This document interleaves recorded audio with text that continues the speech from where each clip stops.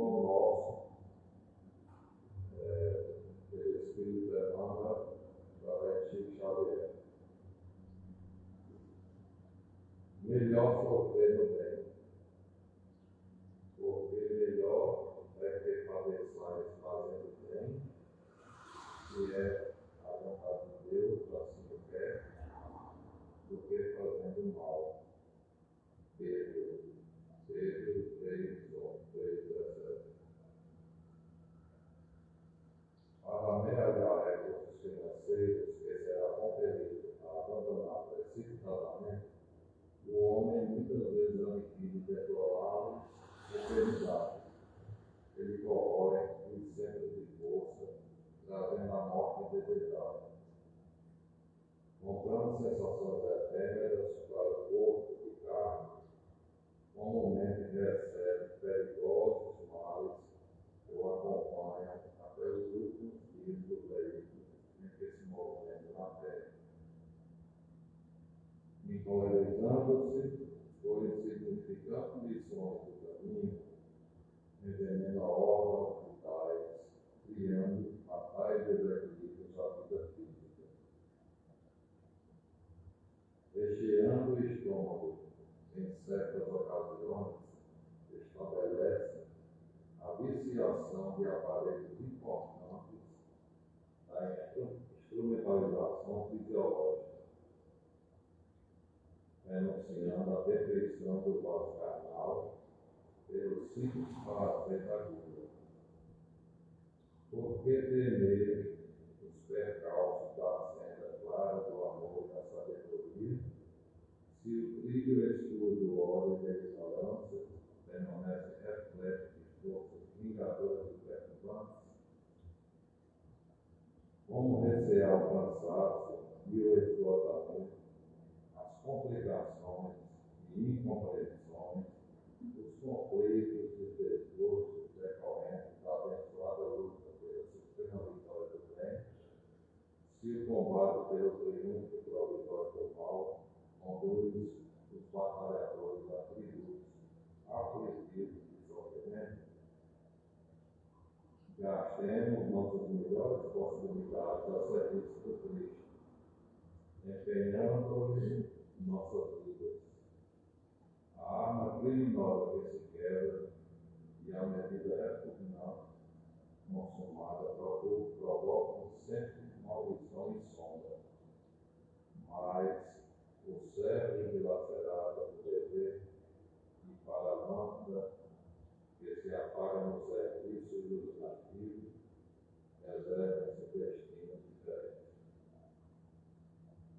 Vamos fazer a nossa prece. Se desejarem fechar os olhos, Pai de infinita bondade, estamos aqui reunidos em teu nome, para mais essa aprendizado diferente de hoje, essa reflexão,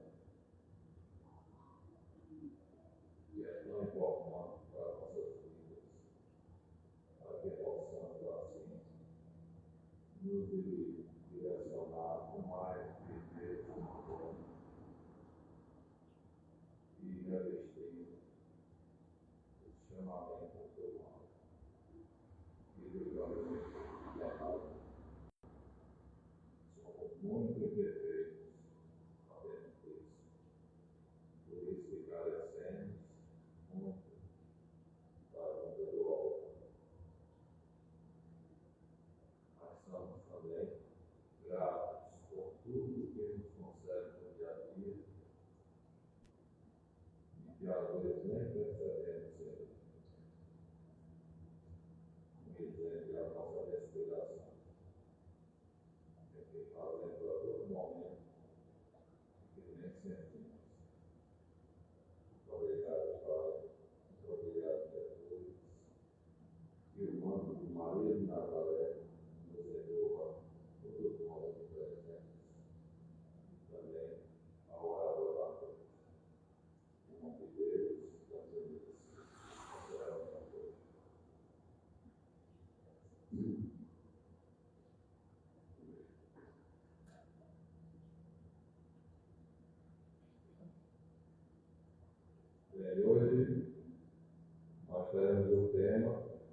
Jesus, o amor e a esperança. Já vai ser feito pelo Dr. Marcelo Cruz, a quem passa a palavra.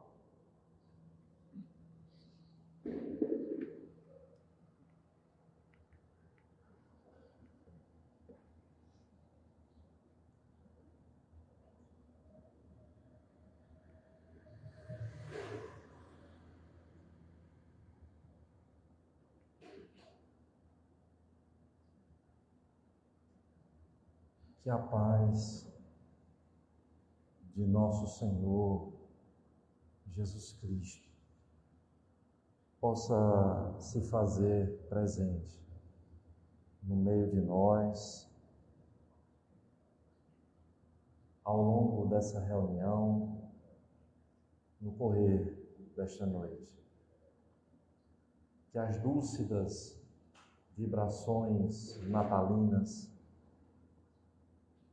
que percorrem mansamente todo o orbe planetário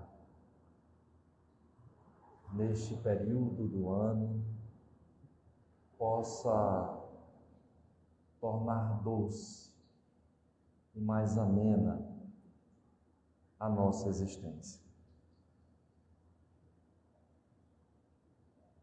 Ó noite silenciosa, ó noite santa. Era o ano de 1818. Na Áustria, numa pequena cidade chamada Oberndorf, bem próximo de Salzburgo. Ali, um jovem pároco, de nome Joseph Groh, se depara com uma situação preocupante e constrangedora. O órgão da sua paróquia havia quebrado. E aquela era exatamente a noite de Natal. Sem saber ao certo o que fazer, ele se recolhe na intimidade do seu aposento e ora, pedindo ajuda aos planos superiores da vida. Pega um pedaço de papel, uma pena, e começa a discorrer versos que ora saíam da sua cabeça, ora vinham profundamente do seu coração. Após terminado aquele poema, ele vai em direção à casa de um amigo músico, Franz Xavier Gruber, pedindo a sua ajuda. Atravessa as ruas nevadas, porque era inverno na região norte, e alcança a casa do amigo, expondo as suas dificuldades e pedindo que o ajudasse a musicar aqueles versos que ele acabara de compor.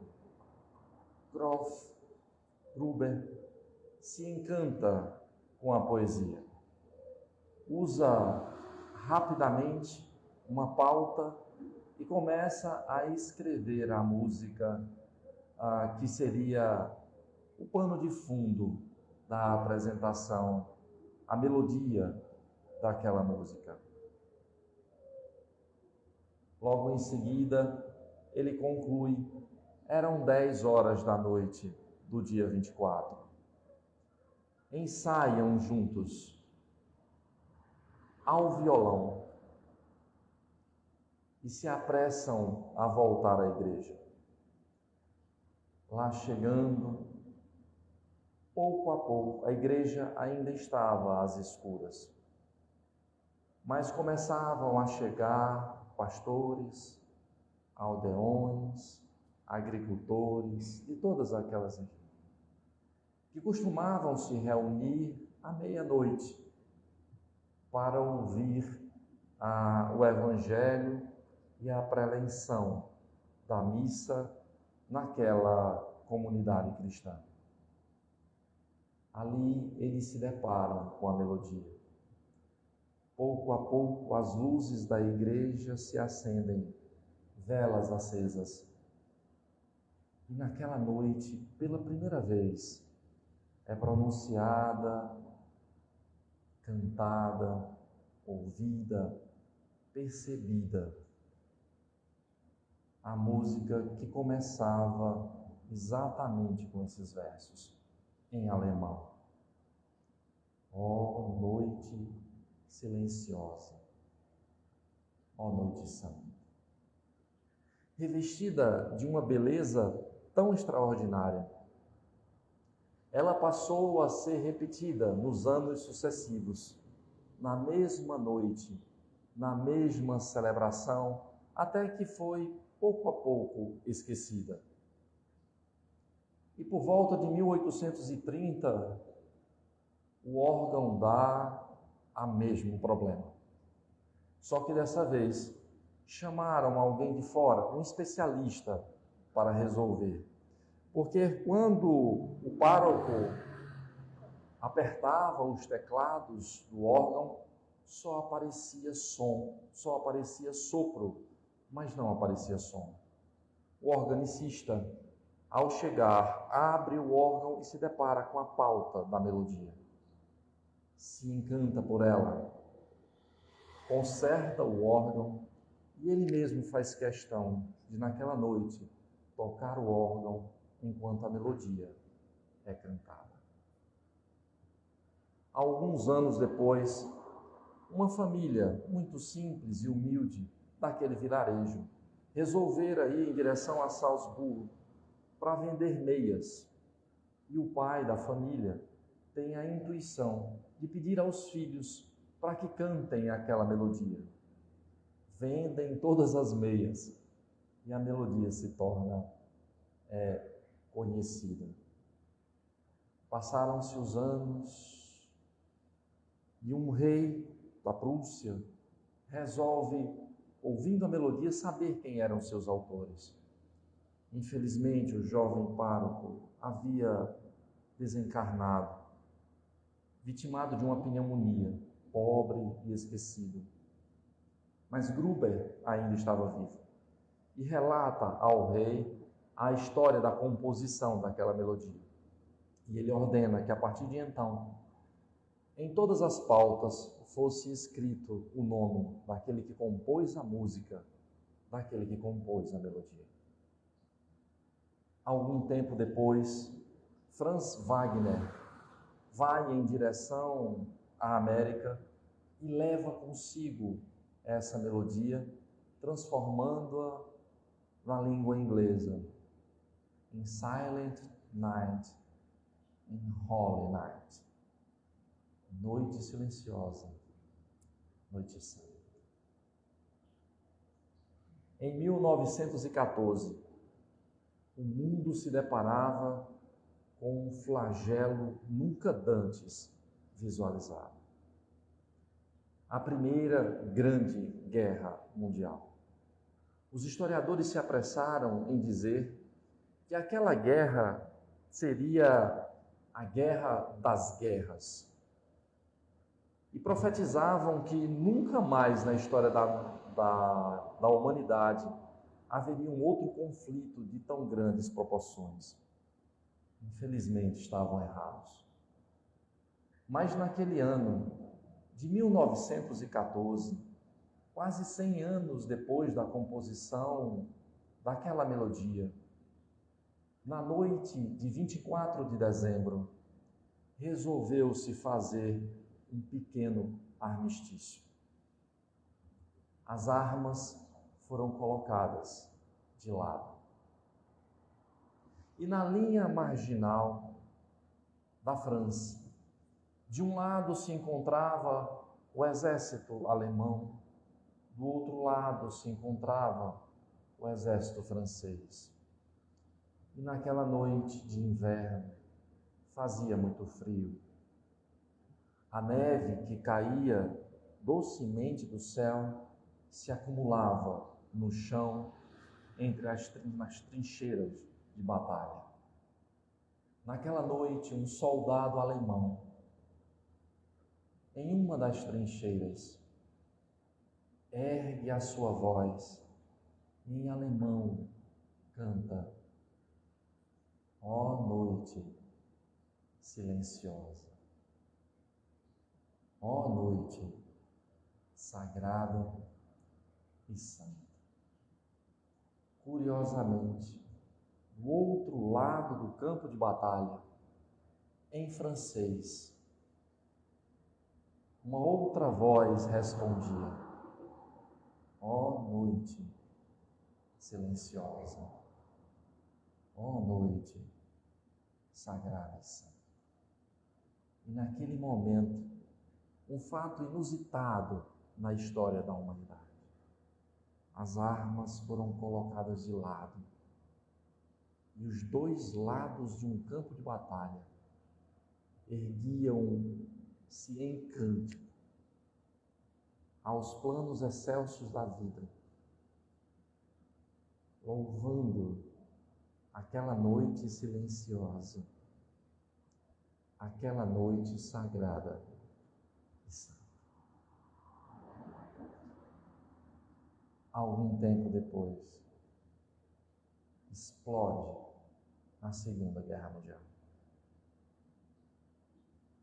E mais uma vez, na década de 40, os conflitos se tornavam de proporções ainda maiores que os anteriores.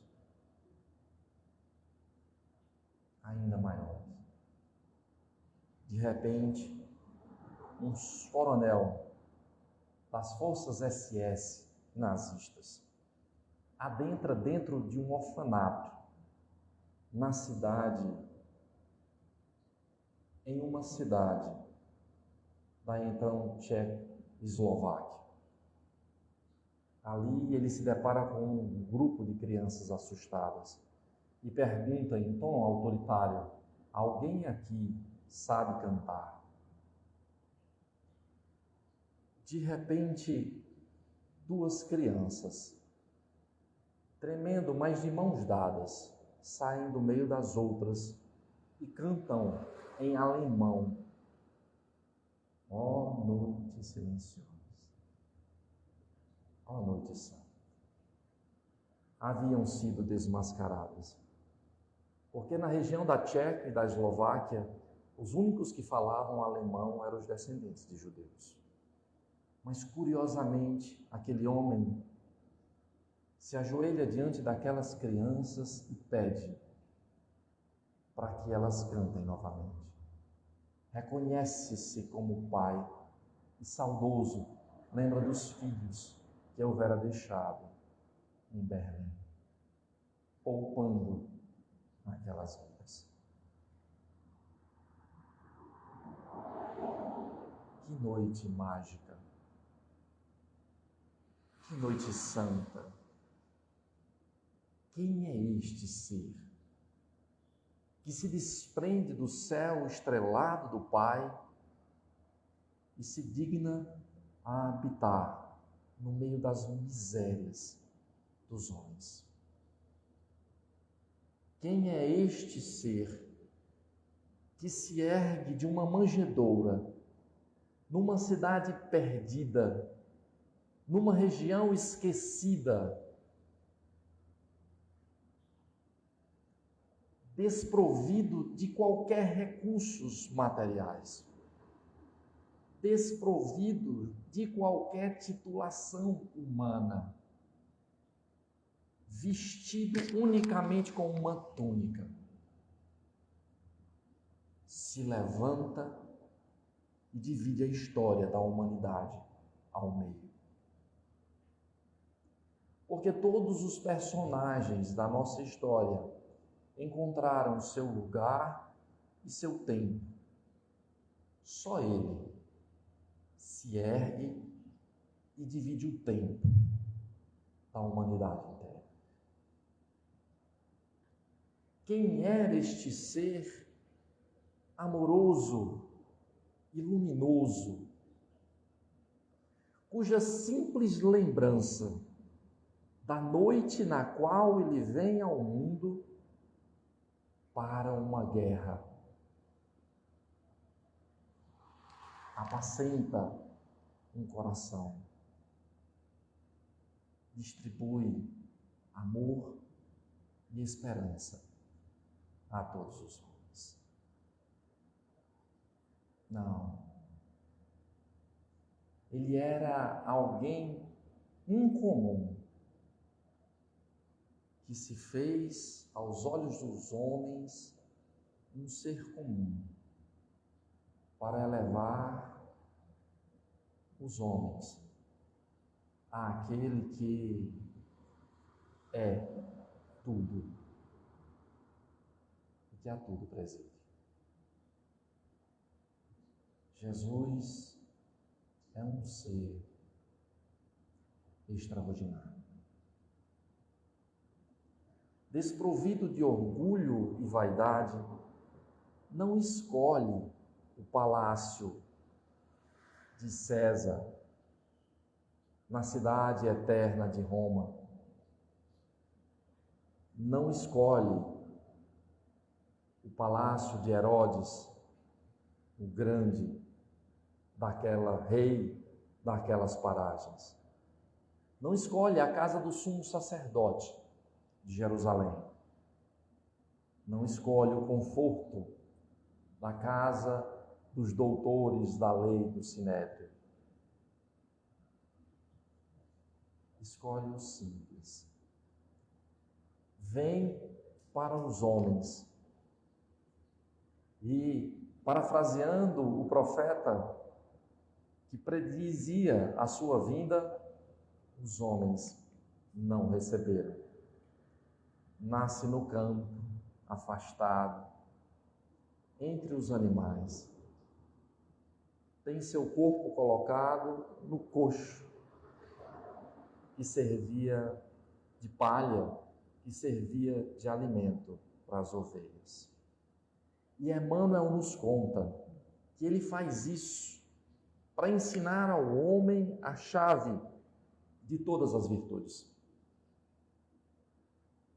a humildade. E eu fico pensando que nós mesmos, às vezes, nos achamos tanto, por tão pouco que temos, ou por tão pouco que somos. E ele, a estrela de Deus, nasce afastado dos homens, enquanto o céu em festa e os anjos cantam a sua missão aos simples, aos pastores, aos humildes. Eu vos trago boas novas de salvação. Bem-aventurados, glória a Deus nas alturas e paz na terra e boa vontade para com os homens. 3 palavras, 3 citações resumiram profundamente a mensagem do Cristo entre nós. Glória a Deus nas alturas, paz na terra e profunda boa vontade para com os homens. Este ser transformador veio assumir e resumir profundamente toda a lei, e eu diria todas as leis, em uma única palavra: Senhor. Qual é o maior mandamento? Amarás o Senhor teu Deus de todo o teu coração, de toda a alma e de todo o teu entendimento. E o segundo é semelhante ao primeiro: amarás ao teu próximo como a ti mesmo. E mais tarde, ele surpreende o seu colégio apostolar quando diz: eu vos dou um novo mandamento, que vos ameis uns aos outros como eu vos amei. Parece a mesma coisa, não parece? Mas preste atenção, porque não é. Porque uma coisa é eu amar o outro como eu me amo, com a minha capacidade de amor, que já é pequena. Outra coisa, bem diferente, é eu amar o outro com o amor que Jesus o ama. O ponto de comparação é muito mais elevado. Mas toda a lei, todos os profetas foram resumidos nesses 3 mandamentos, que poderia ser resumido em uma única palavra: amor. O sentimento sublime, a energia suprema, que é capaz, na verdade, de construir todo o universo. Porque todo o universo, ele é sustentado a partir do amor que emana do seio de Deus. André Luiz, numa de suas obras, chama isso de a respiração do Altíssimo, o hausto do Criador. Essa energia sublime que permeia todo o universo sem fim, se transformando, se modificando, até chegar a nós, aqui agora, no ar que nós respiramos, no corpo que nós vestimos. Porque tudo isso é produto do amor de Deus. E a maior expressão do amor de Deus é exatamente Jesus de Nazaré. Jesus de Nazaré. Mas Jesus não se contentou em vir ao mundo e fazer um ou outro discurso na praia, no monte, na sinagoga. Simplesmente falar. Embora se ele assim o fizesse, já teria feito muito. Mohandas Karamchand Gandhi, o Mahatma Gandhi, teria se expressado da seguinte forma, e isso foi registrado no prefácio do livro O Sermão do Monte, de Humberto Holden. Se todas as bibliotecas do mundo fossem queimadas e sobrasse apenas o Sermão do Monte, a humanidade estaria salva. Se Jesus tivesse vindo somente para subir ao alto daquele monte, reunindo aquela pequena comunidade que ali se encontrava, esperando pelas suas palavras, e proferisse aquele que é o mais extraordinário de todos os discursos jamais proferidos na história da humanidade, já seria muito. Já seria muito. Mas ele não veio somente para utilizar as palavras. Ele veio para vivenciar o exemplo. E através das suas ações, em todos os momentos em que se encontrava no meio dos homens, seja quando criança na cidade de Nazaré, seja nos 3 anos de apostolado, convivendo com aqueles homens rudes, convivendo com doutores da lei arrogantes e orgulhosos, amparando os simples, os necessitados, os pobres e os aflitos, até o holocausto final na cruz. Ele dá um exemplo, um modelo de como deve se comportar um filho de Deus no meio dos homens.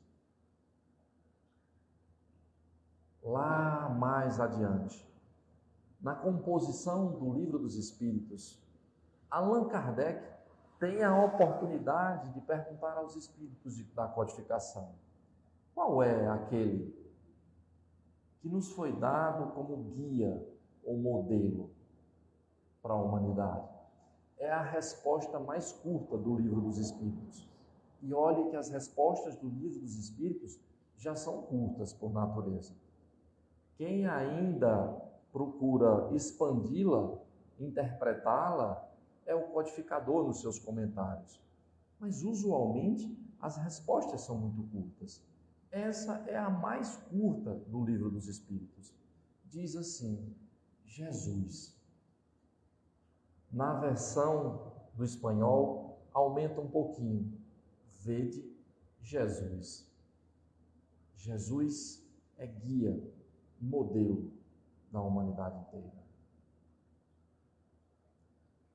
Mas ainda muito poucos de nós conseguem segui-lo com fidelidade. Ainda muito pouco de nós apreendeu as lições do Divino Senhor. Menos ainda são aqueles que transformam elas em atitudes. Porque dois caminhos são os maiores caminhos que eu já encontrei neste mundo. É o mais longo trajeto a ser percorrido. É o trajeto daqui para cá. E é o trajeto daqui para cá. Transformar pensamentos, informações em sentimentos. Transformar sentimentos em atitudes. E essa é a grande dificuldade do ser humano. Uma dificuldade que foi completamente transposta pelos espíritos superiores. Há uma citação na biografia de Francisco de Assis que, para mim, me toca particularmente. Ele está assistindo à missa, porque era a expressão cristã daquele tempo. Está amparado num cajado, na porta, com sua roupa simples e de sandálias simples nos pés. E o evangelho daquela noite é exatamente aquele que Jesus concita os seus discípulos a dizerem assim, a não levarem duas túnicas, a não levarem bastão ou sandálias. Francisco escuta aquilo, atento, para um pouco. No final da missa, procura o sacerdote e pergunta a ele se ele tinha entendido aquilo ali, e era aquilo mesmo. E ele diz perfeitamente. Ele solta o cajado, ele descalça as chinelas e diz assim, é isso que eu quero para mim. Percebe? Pensamento, sentimento, atitude. Nós demoramos séculos, encarnações sucessivas, porque todos nós aqui presentes, todos nós, não escuta a mensagem de Jesus pela primeira vez. É bem provável e muito provável que talvez até alguns de nós, encarnados ou desencarnados, tenhamos escutado a sua mensagem nas praias do mar da Galileia, por ele próprio. É muito provável, bem mais provável, que nós tenhamos escutado a sua mensagem através da Igreja Católica Cristã, que foi a primeira expressão da formação do cristianismo, então, e durante muitos séculos. É bem provável que nós tenhamos adentrado em diversos templos diferentes, protestantes, que se espalharam pelo mundo a partir da reforma promovida por Martinho Lutero. Como espíritas, é a nossa primeira encarnação. De novo, Jesus nos chama. E nos chama nos oferecendo um estado maior de compreensão, de entendimento, de vida e de paz. O que nós levamos nessa vida? Falávamos há pouco a mensagem que foi lida por Emmanuel.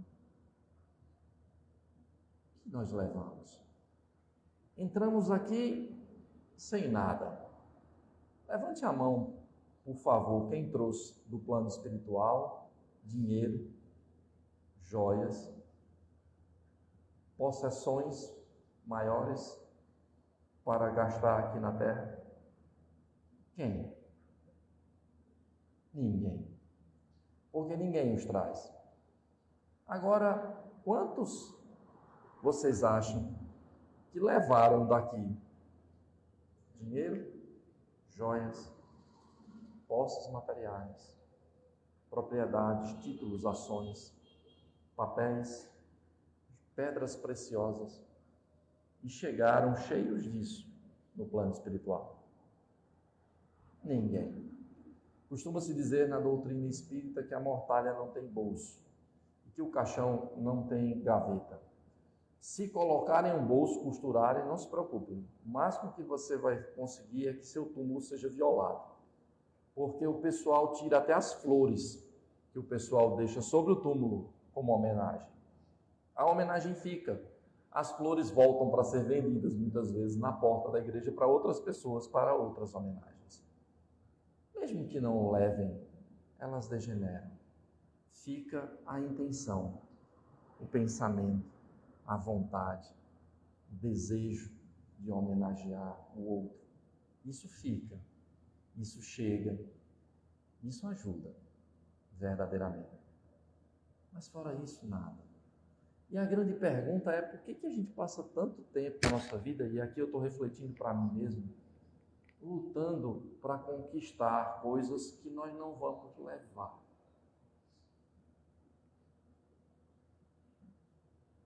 E Jesus nos adverte: procurai primeiro o reino de Deus,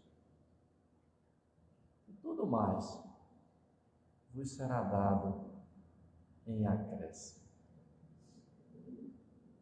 Procurai primeiro o reino de Deus e a sua justiça, tudo mais vos será acrescentado. Torna-se filho de Deus. Teu Pai vai deixar com que você aproveite tudo na casa dele. E a gente aproveita, não senta à vontade na casa do pai da gente, né? Não é não? Minha filha abre a geladeira 300 vezes lá em casa, todo dia. Né? Pega a fruta que ela quer, liga a televisão, né? Vai para o quarto dela, liga o ar-condicionado, brinca com as coisas que tem de casa. Ela percorre a casa toda, né? Tudo é dela. Tudo é emprestado a ela. Do mesmo jeito somos nós na casa do nosso Pai. Só precisamos nos tornar filhos de Deus, né?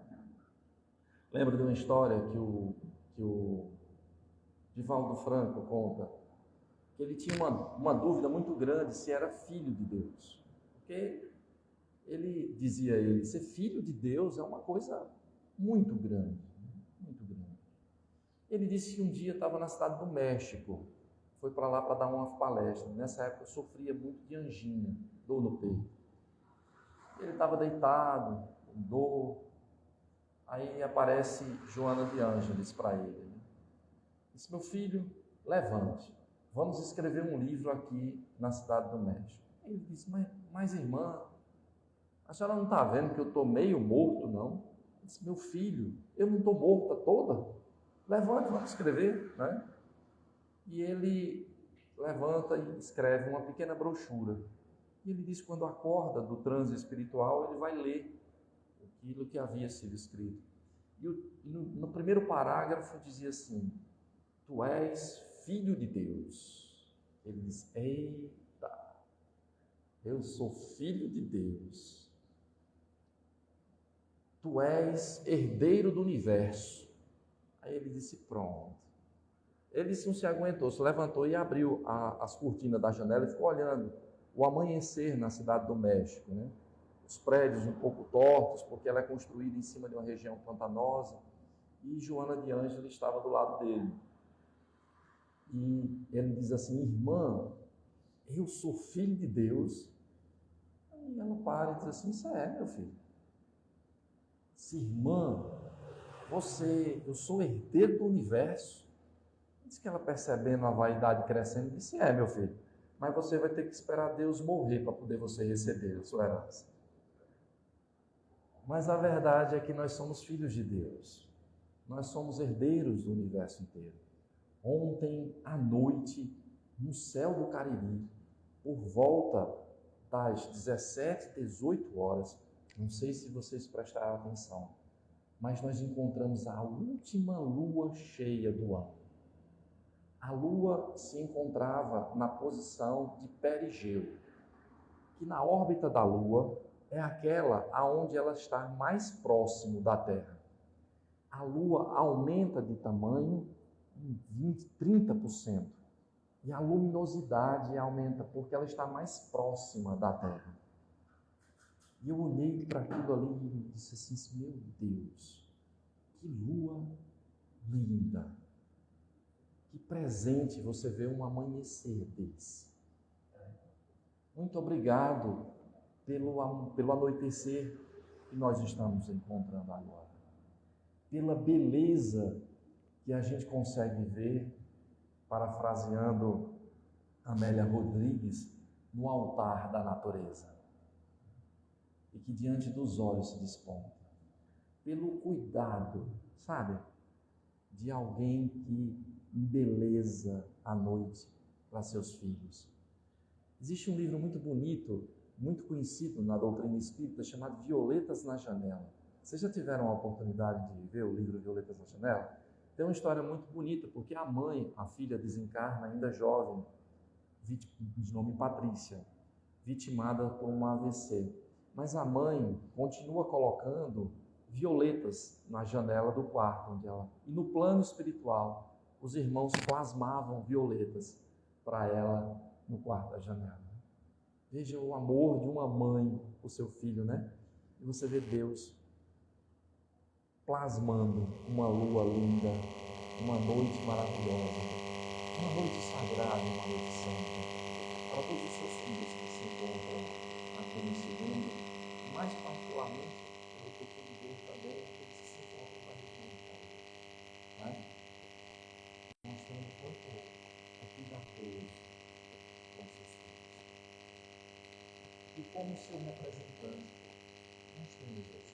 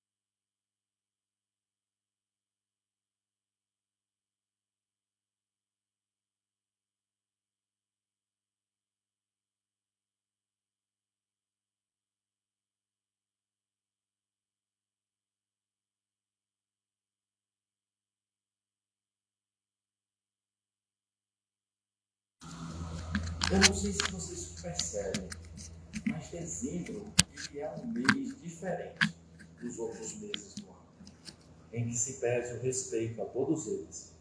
Mas dezembro tem algo de especial. Muda a psicosfera do planeta. Percebem? As pessoas são mais solícitas. As pessoas são mais solidárias. As pessoas lembram-se mais umas das outras e lembram-se mais dos aflitos, dos pobres, dos necessitados. As pessoas abrem mais as suas mãos. As pessoas abrem um pouco mais o seu coração.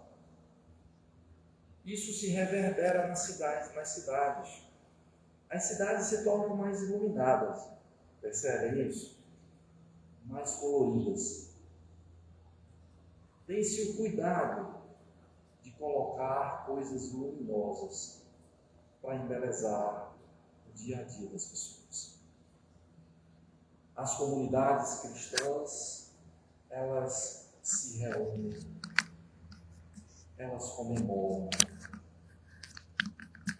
Por que isso acontece? É porque Jesus aproxima-se da terra? Não. Porque eu tenho uma certa dificuldade com algumas concepções religiosas que analisam os textos bíblicos e ficam preocupadas, dizendo: quando Jesus vai voltar? Quando Jesus voltará? Eu sempre me pergunto, quando foi que ele foi embora? Porque sem o capitão dessa nau, nós estaríamos perdidos. Talvez ele não esteja fisicamente no meio de nós, agora, nesse exato momento. Mas seu pensamento se derrama por todo o orbe planetário. Mas seus prepostos nos ajudam aqui mesmo, agora, nesse mesmo momento. Representantes seus tentam fazer o melhor que podem para poder se aproximar do exemplo do Mestre, ajudando a nós que estamos aqui, carregando esse pesado fardo de carne, essa armadura orgânica da qual nós somos portadores e que nos habilita a estar matriculados na escola material do mundo, nos ajudando, nos amparando, nos socorrendo. Jesus nunca nos abandonou. Nunca nos abandonará. Aliás, se você for olhar o Evangelho de Mateus, no final do Evangelho ele faz uma promessa. Já tinha passado a crucificação.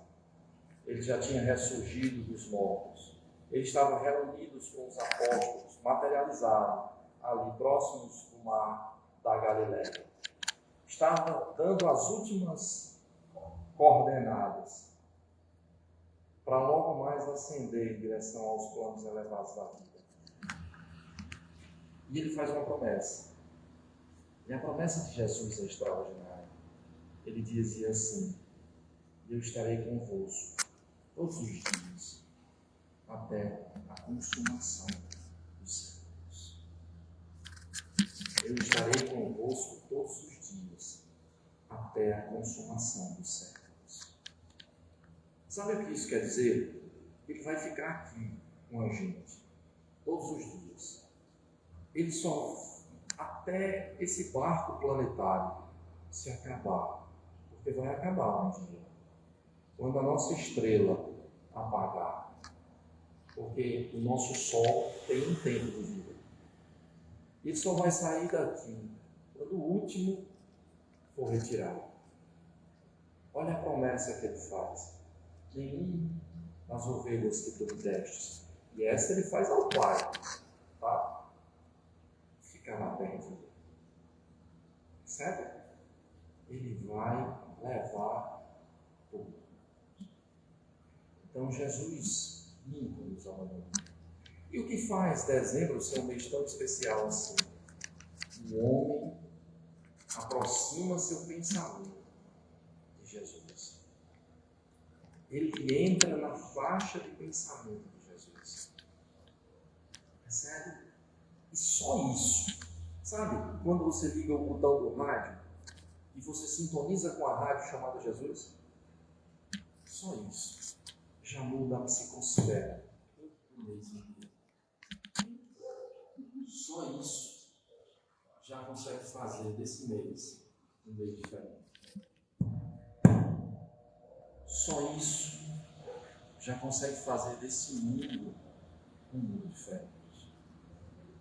Às vezes a luz apaga, né? Mas lembrem-se que há muitos séculos atrás, os cristãos se reuniam em catacumbas, sem poder muitas vezes acender as suas luzes, ou com luzes precárias, para falar sobre aquele que é a luz. Quando as luzes se apagarem, seja onde nós estivermos, num recinto material, seja as luzes do nosso próprio corpo orgânico, que nosso pensamento possa não se deixar perder no susto, no medo, mas possa se elevar para Jesus. Entende a dificuldade de colocar isso em prática? Uma vez eu estava numa casa espírita, eu estou falando de uma casa espírita, tá bom? Num centro espírita, né? E era uma época de ventos, tem uma época de muitos ventos aqui na região. E a casa não tinha uma laje ou um forro de gesso, como essa daqui tem. Era um forro assim, ó, de telhas colocadas dessa forma. E naquela noite o vento soprou. Mas o vento soprou com vontade. E as telhas começaram a fazer assim, tum, tum, tum. E eu vi os espíritas saindo do tudinho assim, no meio do Evangelho. E eu fiquei pensando, Senhor, aumenta a nossa fé. Eu lembrei de Paulo, quando ele desperta no plano espiritual. Está lá no livro, Paulo Estevão. Paulo, ele é decapitado fora das muralhas da cidade de Roma. Ele é levado pelos irmãos espirituais, retirado do seu corpo físico e colocado numa árvore, na sombra de uma árvore, próximo da cidade de Roma. Só que ele se encontra cego, sem enxergar. E ele começa a tatear no chão e a tatear na árvore e pensa assim, olha o pensamento dele, que um homem, mesmo cego, deve continuar servindo ao seu Senhor. E aí vem o socorro espiritual. E Simeão, mesmo que ajuda ele a recobrar sua visão quando ele perde as portas de Damasco, vem oferecer a sua visão para que ele possa ver as glórias do reino de Deus. E a gente se assusta, perde o foco. Precisamos pensar sobre isso. Na hora do desespero, na hora da dor, na hora da falta da esperança, eu faço um convite que eu mesmo tive a oportunidade de apreciar. Porque certa vez estava eu num momento de grande desespero,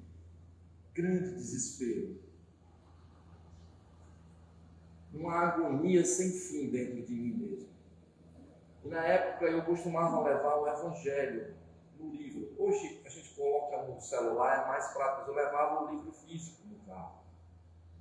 E eu peguei o livro e disse assim, Senhor, me ajuda. Eu abri aleatoriamente o livro e ele caiu no capítulo que até hoje é o meu capítulo preferido do Evangelho, que diz assim, vinde a mim, vós que estáis aflitos e sobrecarregados, e eu vos aliviarei. Aprendei comigo que sou brando e humilde de coração, e encontrareis repouso para as vossas almas, porque suave é o meu jugo, e leve é o meu fardo. Jesus, ele é amor. Jesus, ele é amparo. Jesus, ele é esperança. E quem de nós pode levantar a mão e dizer que abre mão de amor, de amparo, de esperança em si? Então, que nós possamos pegar o menino da manjedoura e colocá-lo na manjedoura dos nossos corações e deixar que a sua luz nos guie, nos sustente, nos ilumine, não só hoje, não só nesse mês, mas peço a Jesus que nos abençoe, porque somos profundamente necessitados, pelo menos eu assim reconheço, das suas bênçãos. Que abençoe os seus lares, que abençoe as suas famílias imensamente. Obrigado.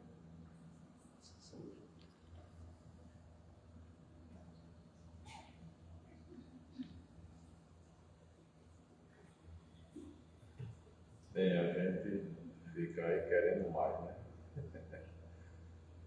E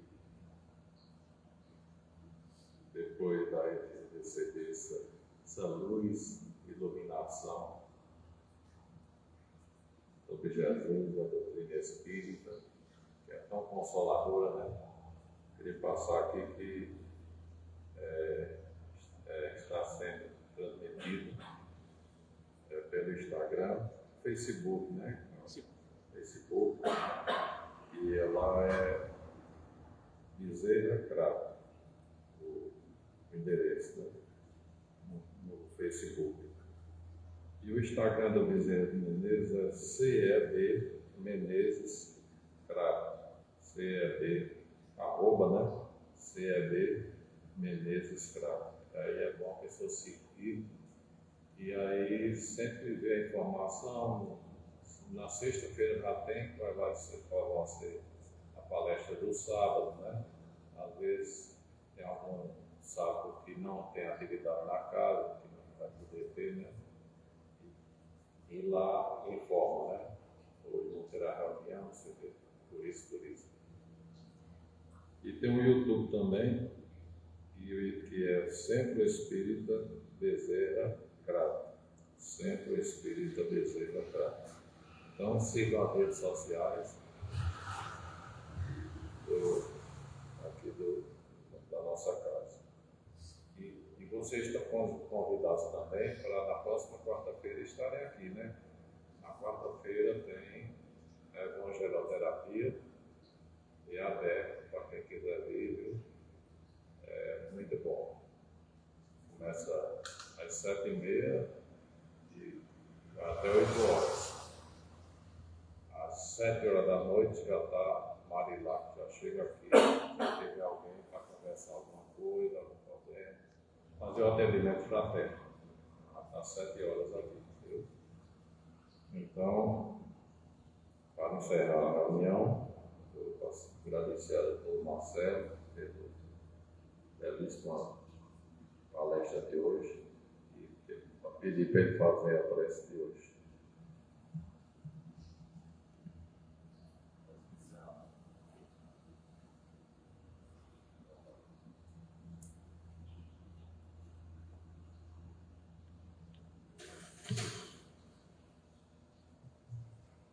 Eu gostaria de convidar a todos os que aqui se encontram presentes, no plano material e no plano espiritual, para que a gente possa fechar os nossos olhos no instante, procurando apacentar as nossas mentes, procurando apacentar os nossos corações. E na brevidade deste momento, unirmos-nos uns aos outros em pensamento, como elos de uma mesma corrente que dirige em direção ao alto as suas vibrações. Amoroso e sublime Mestre Jesus, é num pleito de profunda gratidão e extraordinário reconhecimento que nos colocamos agora, Senhor, em pensamento diante de vós.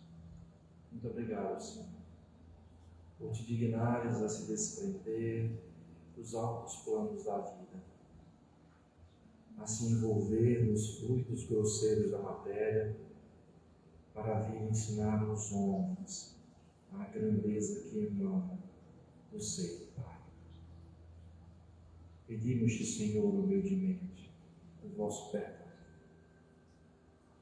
pela nossa ignorância, pela nossa incapacidade de compreensão, porque ainda estamos tão distantes de vislumbrar a grandeza da tua mensagem. Mas abençoa os nossos propósitos de elevação espiritual. Ajuda-nos, Senhor, a erguermos pouco a pouco o chão do mundo em direção ao seio do Pai. Guarda-nos na tua misericórdia. Conduze-nos com a tua sabedoria e dai a todos os que aqui se encontram bênção da tua paz. Que assim seja.